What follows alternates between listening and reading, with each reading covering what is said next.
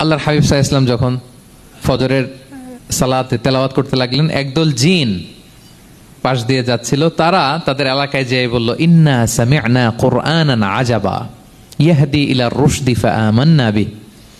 জিনেরা আগে আকাশের উপরে উঠে ফেরেশতারা কি বলে চুরি করে শুনে আসতো, হঠাৎ জিনেরা আর উপরে যেতে পারে না, উপরে যেতে চাইলেই ফাআতবাআহু শিহাবুন সাকিব, আগুনের পাথর মারা হয়। ঘটনা কি? সব জিনেরা বৈঠক বসালো। ঘটনা কি? আগে কত তথ্য আগেই জেনে যেতাম, জেনে গণকদেরকে বলতাম, গণকরা আমাদেরকে ধন্যবাদ জানাইতো। তো এখন তো আসমানের সিকিউরিটি এত বেড়ে গেল কেন? কারণ কি? ওই যে শেষ নবী আসার কথা যে মনে হয় চলে আসছে, দেখো তো কোথায় আসছে উনি। খুঁজতে খুঁজতে খুঁজতে একদল ওই দিন ফজরের সময় আল্লাহর হাবিব সাল্লাল্লাহু আলাইহি ওয়াসাল্লাম রক্তাক্ত হয়ে ফজরের সালাত যখন পড়তেছেন, ওই কোরআন তেলাওয়াত শুনে তারা এলাকায় যেয়ে বলল যে ইন্না সামি'না কুরআনান আজাবা, এক আজীব কোরআন শুনে আসছি, ইয়াহদি ইলা রুশদি, এই কোরআন মানুষকে হেদায়েতের পথে নিয়ে যায়, ফাআমান্না বিহি, আমরা ঈমান এনে ফেললাম। সুবহানাল্লাহ পড়েন।